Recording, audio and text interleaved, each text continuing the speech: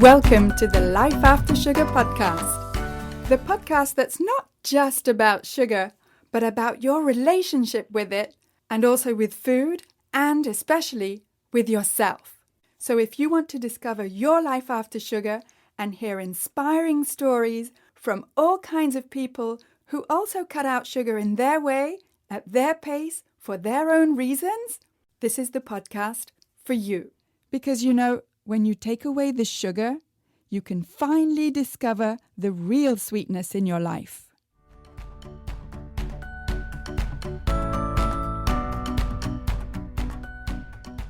I'm your host, Netta Gorman, and today's podcast episode is a couple of interviews with people who actually followed the Life After Sugar program or are in the monthly After Sugar Club membership, because I sometimes get questions about, well, what actually goes on in the 6-week program and in the monthly membership? What's it all about? It's all so mysterious. So I thought I'd give you a little sneak peek so that you can hear it, not just from me, but from the people that actually followed the 6-week Life After Sugar program or are in the monthly membership. Because if you're anything like me, you may be thinking, oh, I don't need help to stop eating sugar. I can just stop, right? And then when you actually do it, you realize the concept is simple enough, but putting it into practice is a little bit more challenging, let's say, than you would have imagined. It certainly was for me. And when I first cut out sugar, sweeteners and flour back in July 2015, there wasn't much help around. I did have to struggle on my own. And now looking back, I wish there had been some kind of support system for me so that I would have struggled a lot less and so that I would have felt supported and understood and encouraged, because although we know that cutting sugar is good for us in the long run, it's really not easy to do when we're in the throes of cravings or changing such lifelong, sometimes mindless habits like emotional eating and mindless snacking, which I used to do all the time. And it's not just stopping those habits, it's being able to really understand what's behind them for a long-term sustainable change. That's a real challenge when you're doing it on your own. So having the guidance of someone who's been there and done that, that's me, by the way, you can hear from the Life After Sugar program and the After Sugar Club participants that it really does make all the difference. The first part of the podcast today is a little sneak peek into one of our Life After Sugar program check-in calls. These are weekly calls where participants can get guidance, encouragement, and accountability, and there are some amazing aha moments that happen, as much for those who are talking as for those who are listening. Here's an example of what happens during one of these check-in calls. Debbie, let me know how you are this week. I'm okay, but all in all, I think from my point of view, it's been good in the sense that I had a slip up, which is fine. And I knew, they're excuses, but I know why. First of all, I'd slept 4 hours the night before, which is, I know, are the worst days for me, to stay strong and not go for anything sweet. And also, the occasion was a lady was leaving in my department at work, and I'm very friendly with her, and she helped me. It was somewhere where I could vent about my boss. So that day she was leaving as well. And she did her big spread and whatever. So I was tempted, not too badly, but for me, the win was that because, I remember I said, you're not going to feel guilty about this. I'm just going to go with it. And I think because of that, it ended there. Like the next morning, there were still her cakes to give to other people in my room. And I for a second it passed through my head, but I could put them out for other people, and there were chocolates there as well. So I think because, I didn't get depressed because I'd slipped and then I dug myself, in the past, I dig myself a bigger hole, which I'd never managed to climb up out of. So for me, this was a win. Yeah, it was a big win. That's amazing. It's all in here. Yeah. Right? It's like what's on the plate is incidental, and that's amazing. I'm so proud of you. Well done. I was pleased as well. Yeah, that is a turnaround. That is, and that awareness, that you've developed in just a short time, right? It's been what, not even a month or just whatever, very short time. That awareness, was that the sort of deciding factor, you think, of how you reacted to that situation? Yeah, I think it was really this thing about, it's happened, no guilt. I think that was the important bit. Otherwise, I'd have been down and more. Yeah, and sometimes it gets us on that slippery slope where we say, sabotage, right? And we say, well, I've done it once, I might as well eat the whole thing. Well, that's great. And did you feel like you were sort of denying yourself or restricting yourself? The following day, no, I was fine with it. And I think that was part of the reason that I just didn't fight it the day before, because I didn't want to feel that I was denying myself. And I think, again, because you do that, then I could stop at a small quantity, at least, if I have gone there, then at least it was, small. Yeah. But if, it's again, it's all about, as you say, it's all about the way we see it. And if we let it take a big place in our lives, or, okay, fine. So you had a little piece of cake. Yeah. But for us, we can make it into a big deal if we feel like self-sabotaging ourselves or not, and it's almost like we feel when we're sort of in the throes of, cravings and all that emotional eating, we do feel like we have no choice in the matter and we're completely powerless. But, you've got to a place, and this is what Life After Sugar is all about, where you do have that choice and you chose not to freak out. Yeah. What do you think of that, Veronica? Yeah, no, absolutely. I'm guilty of. Congrats, first of all, because that is big. That is big. I'm guilty of, eating something on, let's say, on a Friday night or whatever, and then because I did, I feel horrible, and then I think, well, I'll go back on Monday, and then I have Saturday, I have Sunday, and I just eat everything and anything because I feel restricted, I guess. Yeah. And I'm like, I'll go back to Monday. And how many Mondays have I really, it's just absolutely. So congrats. That's definitely big. That's definitely big. Definitely. And, I was thinking about this the other day, because the diet mentality has us thinking Monday to Friday, I deny myself, I restrict myself, and then I'll, from Friday night to Sunday night, or whatever our weekends are, you know what I mean? I'll just treat myself, let myself go, and then I'll go back on Monday. We've all been there, me too. Well, there's the 5-2 diet, isn't there? That's what they say to you. And listen, if it works for you, go ahead. Yeah. But, from what I can tell, it doesn't work for a lot of people. Certainly not sugar addicts or something, because at some point you have to cut that. Exactly. And some foods, for some of us, we cannot handle just, 5-2. We cannot, because it becomes 4-3 and 2-5 and so on, But what I sort of, because it's all in here, and so I decided to see every day as a special day. And then I don't have to make any exceptions, because there's nothing to cheat on. And the problem, I think, comes from what we assume everybody wants to eat. as being special. So we assume it's all the sugar and the processed stuff and whatnot.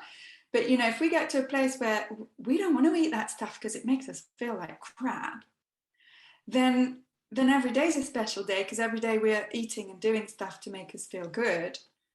And then the weekend's just 2 more special days after the 5 special days.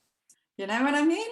And that's an attitude as well, that it's independent in a certain way of what's on your plate. Does that sound like does that sound like unicorn land? No, it makes sense. It makes sense. I mean, I'm not saying you get there, you know, in one day, but it's sort of something to aim for, which is everything to do with your attitude to life, to your food, to yourself. You know, that steps out of that paradigm of the diet mentality where life and food is sort of split into boring, you know, restriction, healthy, and then, you know, what I really want. Yeah. You know, is that how, Veronica, is that how you were feeling? Yeah. So I think for me the biggest difference is being aware of why I'm craving what I'm craving and how I feel after I eat it, and then the after, just the awareness around it. It's a big factor. I don't lie. There are certain foods that they're just, you know, it's the flavor. I think it is just, or whatever it is, but are harder than others. For me, for example, is popcorn. It's just something that I love. I enjoy. It's just. But then if I happen to eat it, then I'm very aware, and rather than just as as as Debbie was saying, rather than just, you know, being just so hard on me and why did I eat this, and then because that triggers the rest. When it has happened, I'm just like, okay, why do I want it so much, right? And in many cases, popcorn for me, it's like because I like the flavor, because I really do. Yeah. But then I do my best to find a way to say, okay, but it's me choosing or deciding to eat that and how much of it.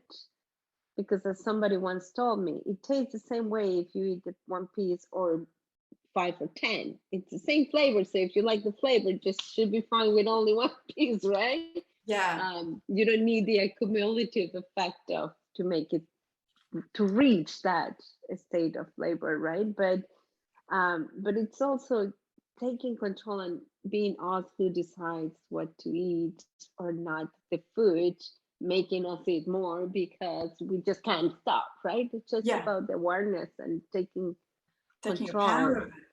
Yeah, definitely. Yeah, and you're right about the fact that, you know, after one or a mouthful or a little bit, you know, and you know ahead of time what the flavor is. So it's not that you're sort of, oh, I wonder what this popcorn tastes like, you know. Yeah. And we've eaten enough in our life of popcorn or cake or whatever. The food industry has specifically engineered those foods to make you say what you just said, because popcorn doesn't grow in the field. Is that, you know, it's manufactured, even if you're popping it yourself. It's like the whole concept of popcorn is not natural, you know. Somebody made it up and then decided to add the fat and the salt to it. So you got carbs, fat and salt, you're done, you're screwed. You know. Totally. But you know, it's that mix, and they spend millions getting that mix just right for the popcorn of the salt and the butter flavor and the carbs of the popped corn, because once it's popped, the carb content will be absorbed by the body way faster. You couldn't eat it. Why is it not enough? Why is a little bit, a bite, the taste of it? Or why is a meal without a dessert? Why is, you can extrapolate that to life. Why is it not enough? I think it's a habit, right? It's just, I don't know. It's just, it's tough to kind of put your finger on what it is, because it's such an automatic habit, right? And you have this connection with this emotion and eating this food, right? So for you it's popcorn, and it's like, well, And it's also, well, what am I going to do if I don't do this? But it's not even just emotions. It's just literally a habit. Mindless habit. Mindless. I think it's mindless. That's the key word over there. I think that's what it is. Because if you think about it, if you eat popcorn in front of the TV, for example, or a movie or whatever it is, you're not even paying attention. You're just automatically eating and eating without limit, without nothing. Because I guarantee you, if I grab the same bag of popcorn and I sit down and all I do is just eating that, pretty quick I will be like, what am I doing? Why am I just eating this, right? Like, I think it's the context of everything and being mindless at eating. But in the computer, even if it was cucumbers or carrots, it's just the act of like, why do I need to be doing this when I'm in front of the screen doing something else? It doesn't matter what it is I'm putting in my mouth, but when I sit in front of a screen, suddenly I need to do this. Yeah. And that was the key, right? Like, even if it's something as healthy as cucumbers, it's just, I'm not breaking the habit, right? Why do I need to put something in my mouth to do my work? Yeah. Right? Yeah. And why do I need, and again, no judgment, because we all do it, but why do I need to do something mindless? What is it about being mindful that is less attractive to me than being mindless? Or put it the other way around, what is it about that mindlessness that is so attractive? Is it because, Debbie, like you, all of us, is it because we've had a super busy week and we've got all these things to think about and we're just like, I don't want to think anymore? Yeah, it's no effort needed, it's just. Yeah. And the strange thing is that I know from experience, and I'm sure you know for other types of habits that you've developed, that once a habit becomes automatic, it's called automaticity, then it also doesn't require any effort. Any habit, like when you brush your teeth, and you don't have to think, oh God, I got to brush my teeth again. I just did it yesterday. It's like you don't even think about it. Yeah. It's the breaking the habit, but the awareness that you both have is the first step. And I can tell you, and this is to encourage you, not to discourage you, but I can tell you that after 6 years, this summer was sort of my breaking point with chips, where it took all that time for me to say, listen, just don't buy them. Just don't. You can't handle them. And it took all those, all those tries and fails. Oh yeah, I can handle a bag of chips. Yeah, no, you can't. Yeah. There are certain things that are just you're better off just not even buying them, because it's just it's like there is no control, so better off not eating any. It's easier, because otherwise it just and it's gone. Yes. Okay. And we're like that, for different foods or for different activities. I mean, we were talking about, having this sort of obsessive or addictive personality or brain. Okay, so be it. There's no shame in it. That you are who you are.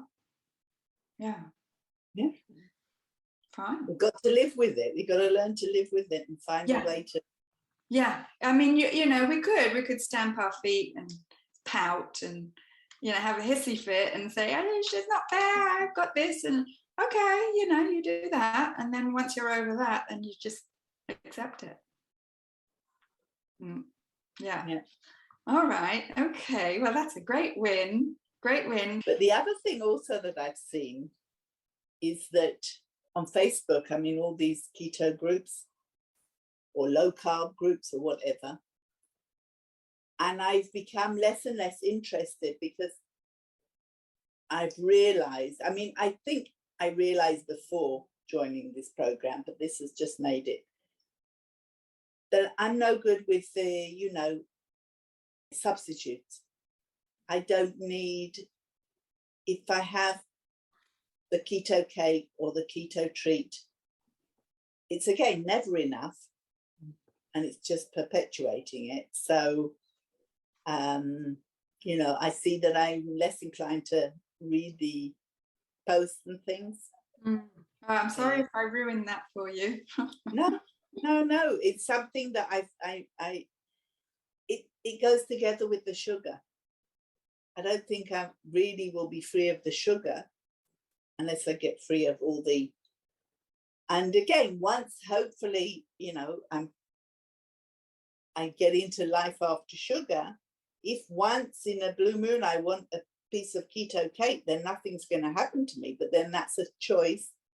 But it's not something I need and that I'm looking for. Right.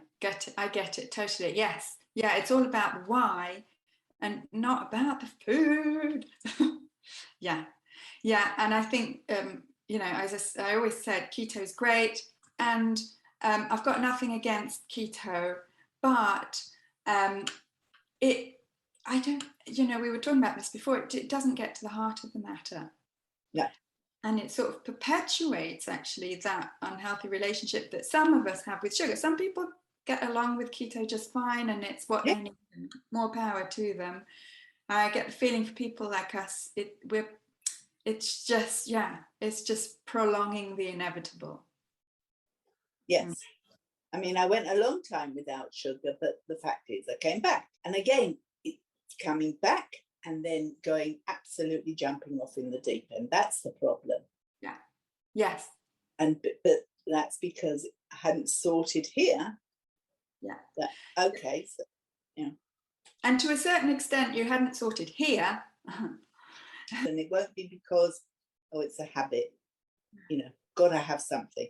I mean, I ate at work today and I immediately, I was missing something at the end of the meal, but, Yeah.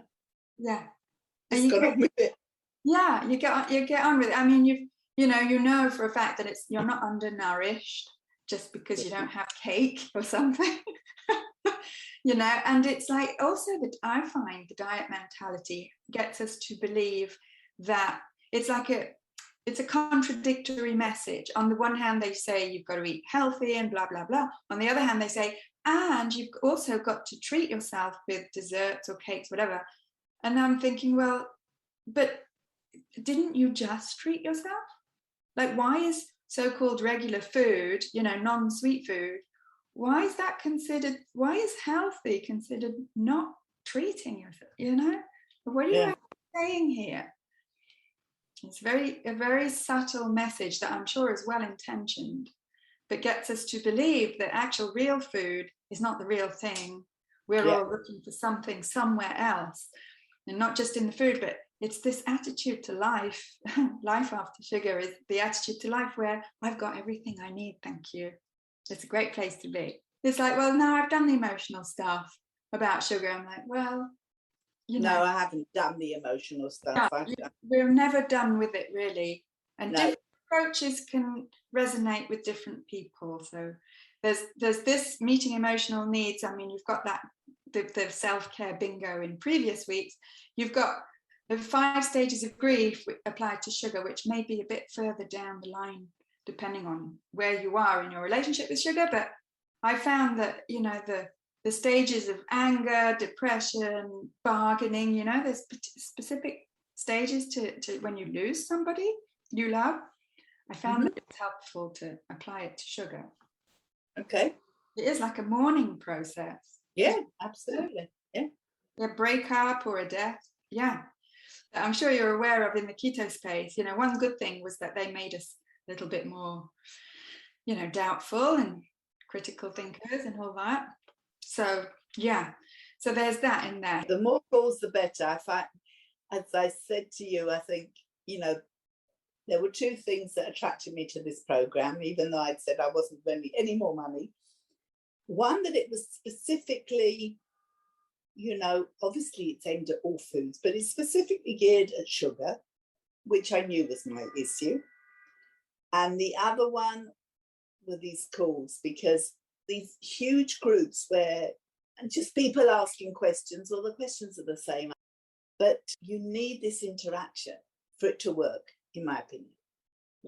Yeah, definitely.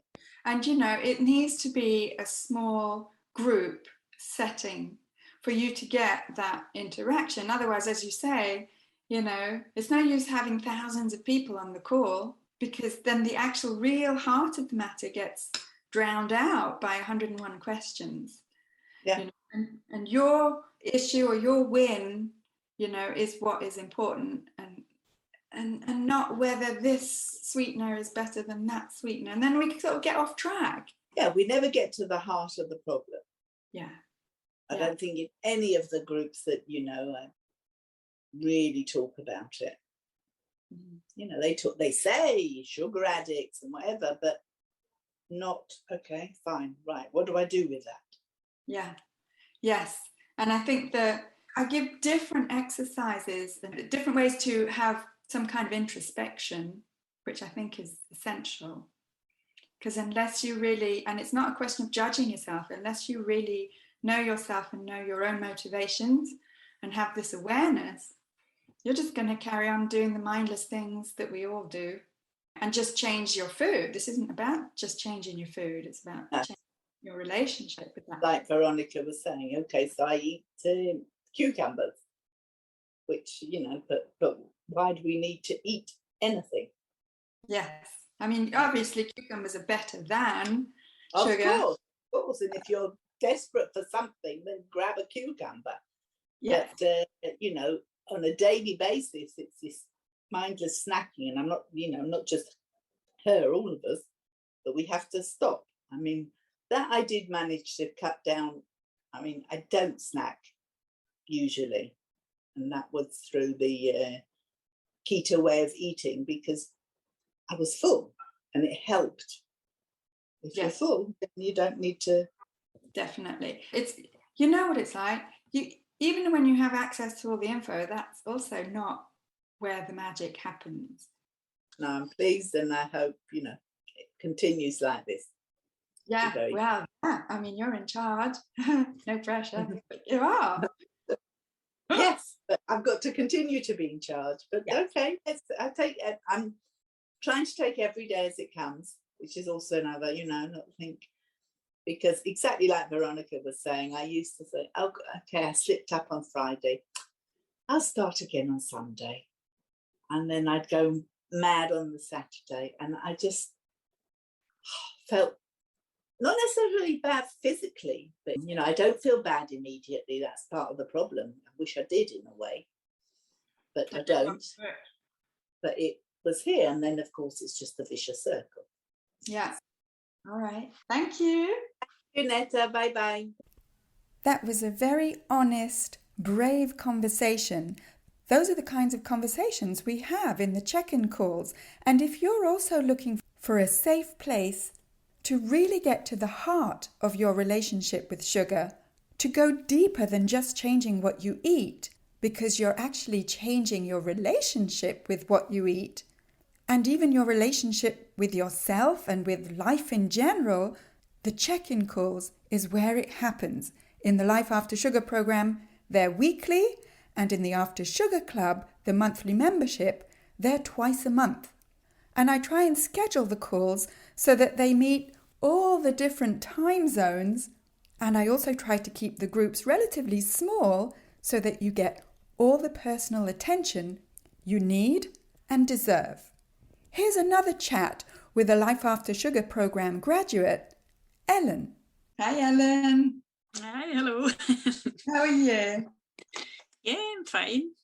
Absolutely. You're in a group of people, it's a relatively small group of people, but what I found very often, I have sort of across the board, and this was the case for this group of people, across the board from, you know, like you have a science background and you already know most of the information, all the way to, you know, another person who may just be completely like discovering this for the first time. And I think what you may have sort of realized is that you can know all the information but still struggle to Yeah. actually. Yeah. Yeah. Totally. And I've come across, quite a few people who they have read all the literature and all the studies, and they know to the gram how much sugar or carbs are in something, and they're like, I'm still getting cravings. Yes, yeah. I mean, I'm the same. So yeah. Can I ask you? I've got some questions to ask you here.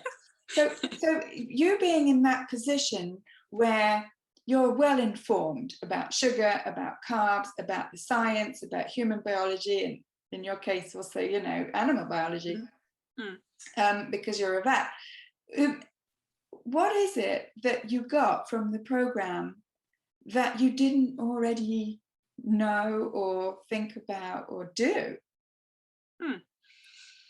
I think it's the group. It's the different people and seeing how they struggle or not struggle, how well they do, and that gives you some kind of impulse to maybe do a little bit more as in yourself. And yeah, I mean, also the kind of activity, whoever it wants to do that, just to put your own kombucha together, or I mean, I was with sprouting. That was something I would be very interested in. That's coming. So here's my question. So before you joined the Life After Sugar program, how did you feel about sugar and about your relationship with sugar? Because you're well informed. Why did you join the program? I mean, I do know what sugar can do for you, how destructive it can be if it's not taken in really small quantities, or like a spice, actually, almost. So I do know what chronic inflammation is and all that. But it was more, as I said, the group, to see that despite all the knowledge and everything, you can still learn from others how they implement that in the daily life. And yeah, there was somebody who, it was probably Claire, who put together some sort of chia seed pudding also, and I tried it out with a variation myself and thought, oh, that's actually quite good.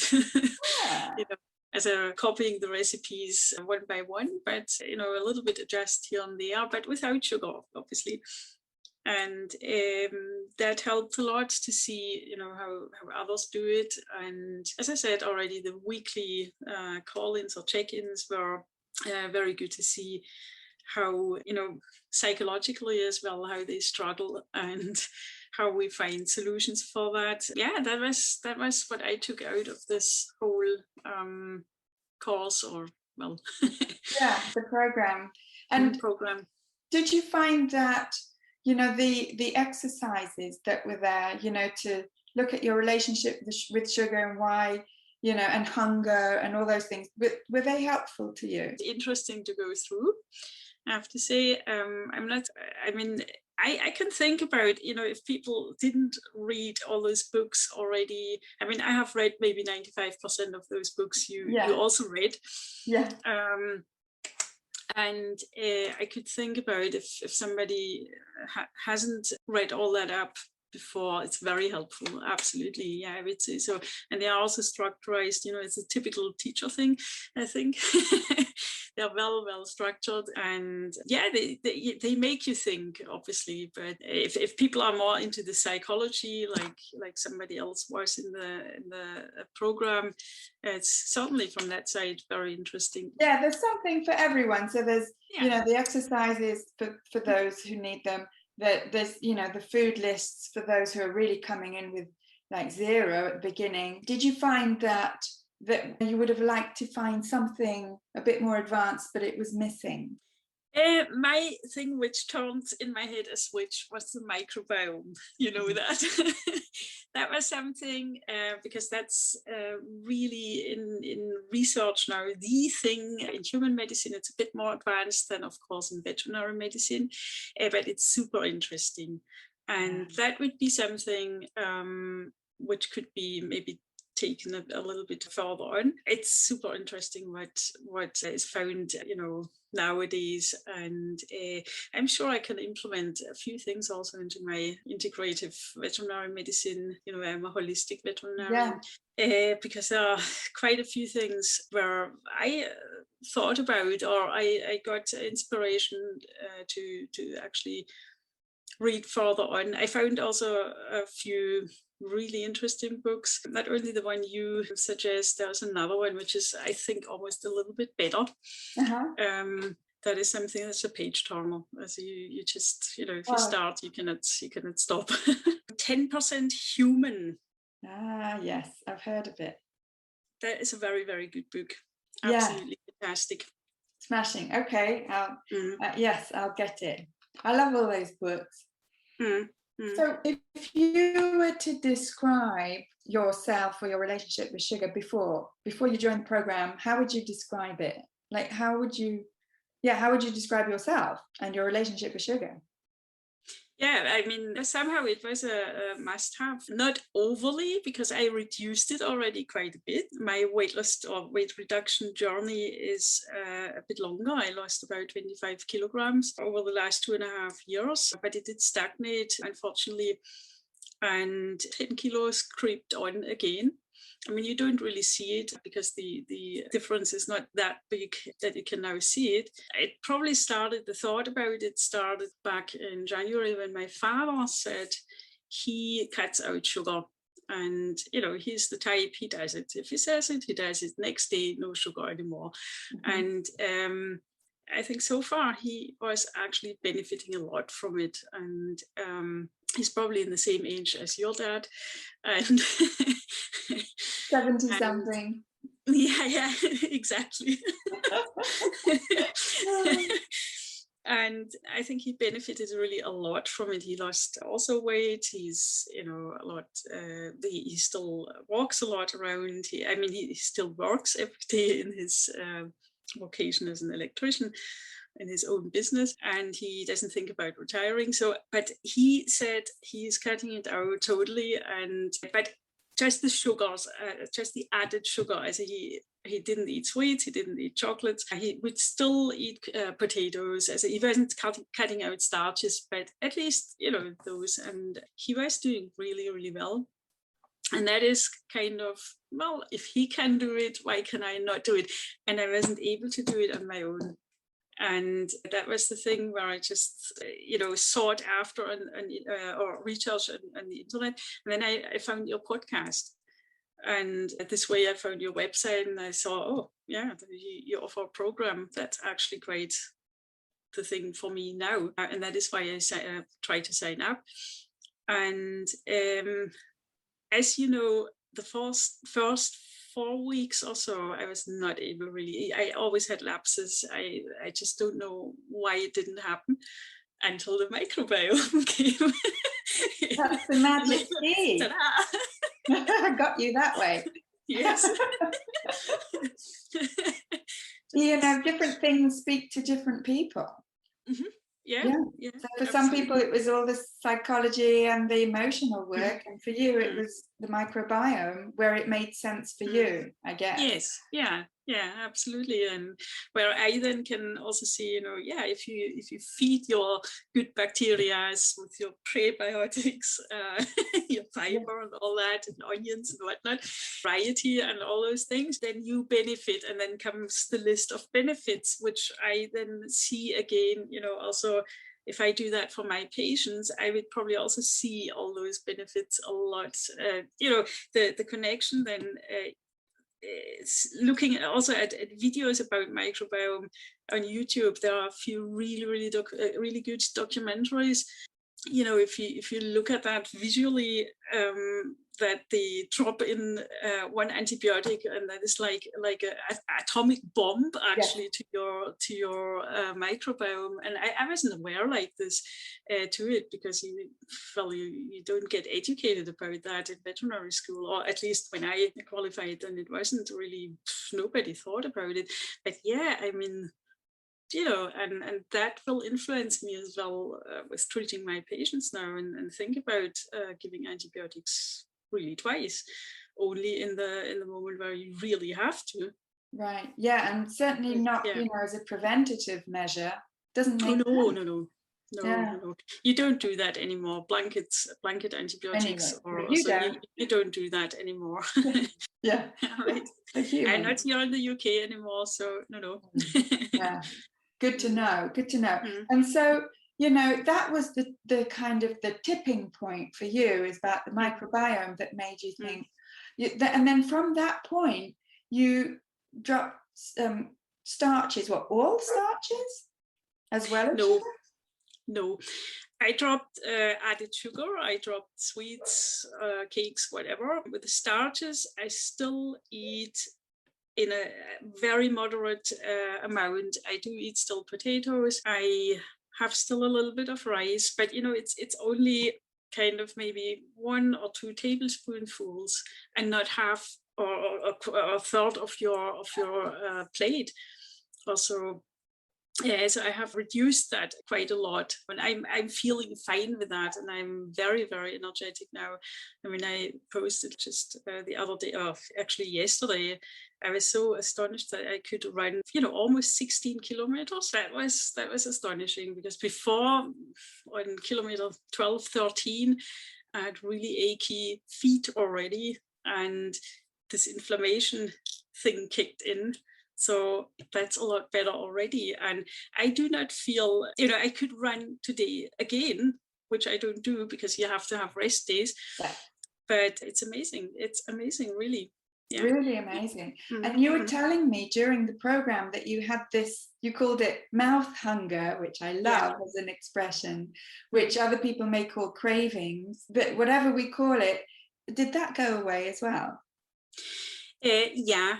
That was, it was 2 or 3 days actually only, where I had to sit down and say, okay, I eat now my, let's say, dinner, and just that dinner, maybe a little bit more of vegetables to fill up better, maybe a little bit more of meat, but I do not then afterwards eat still 2 breads, or I like bread and butter, obviously, those sesame snaps. The crackers.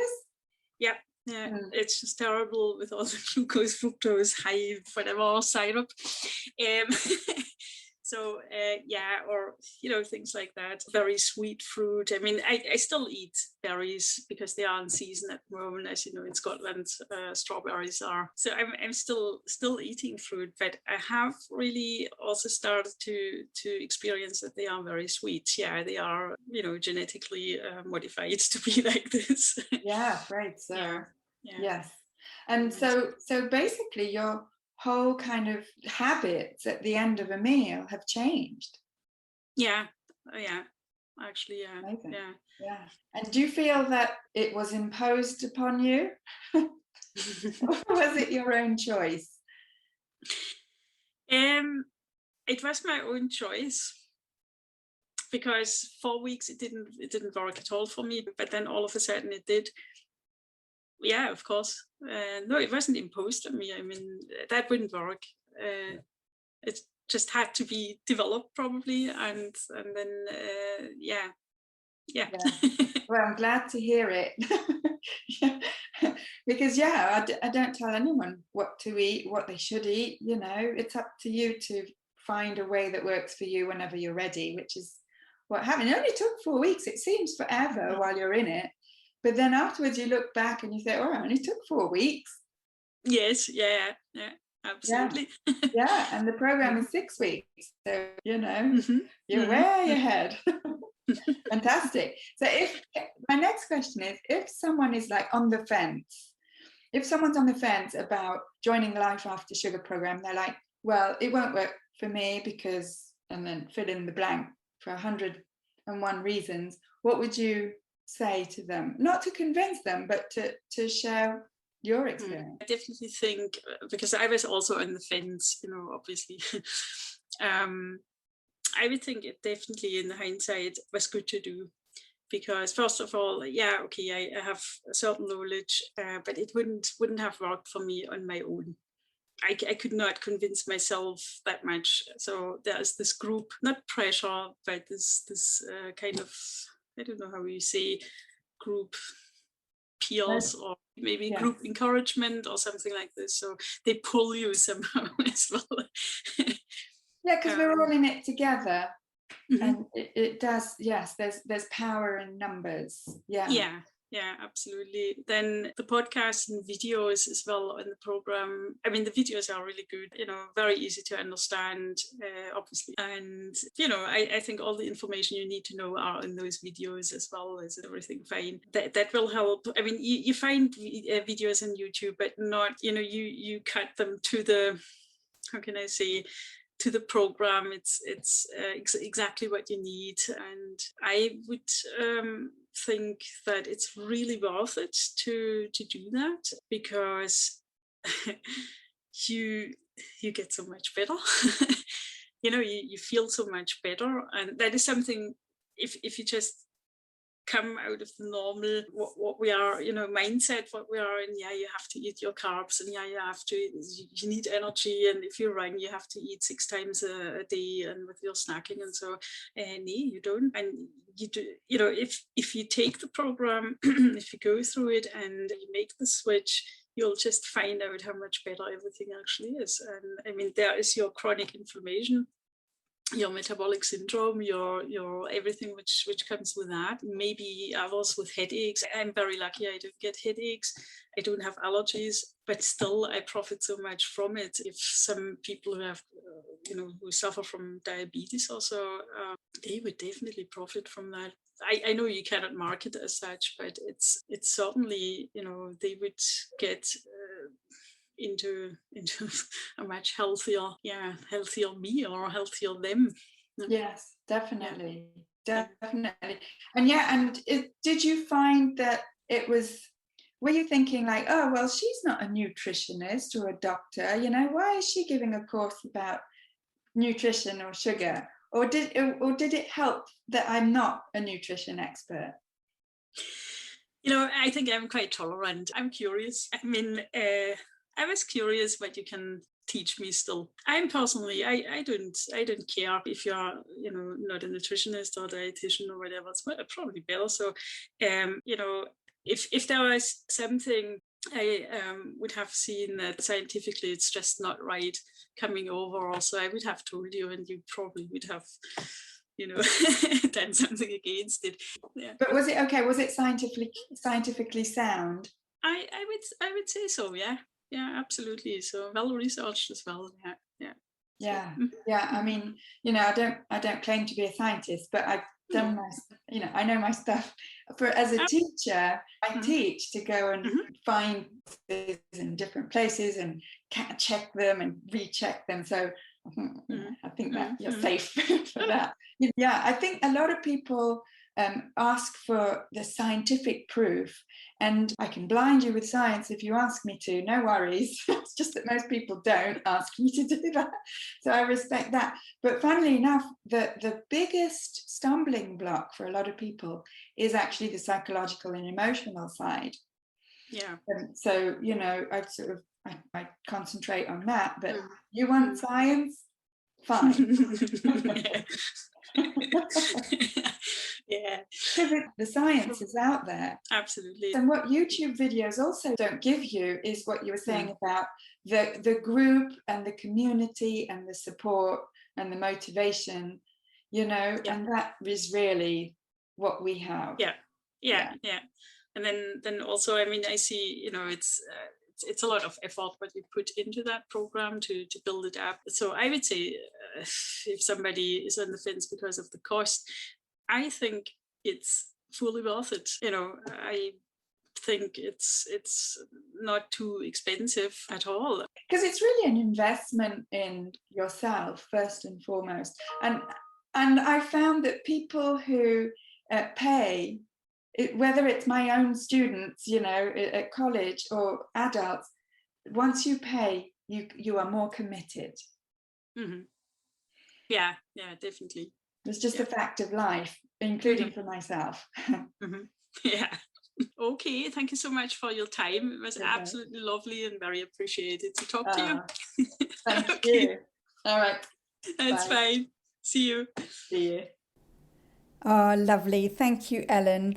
You know, at our check-in calls, whether it's in the Life After Sugar program or the monthly After Sugar Club membership, it's like we've become a family and we have such a good time. You'd have thought that the conversations around struggling with sugar cravings and sometimes feeling overwhelmed or helpless or powerless over sugar would make for some heavy, serious conversations, but we actually turn it around and make it fun and make the whole process a voyage of discovery.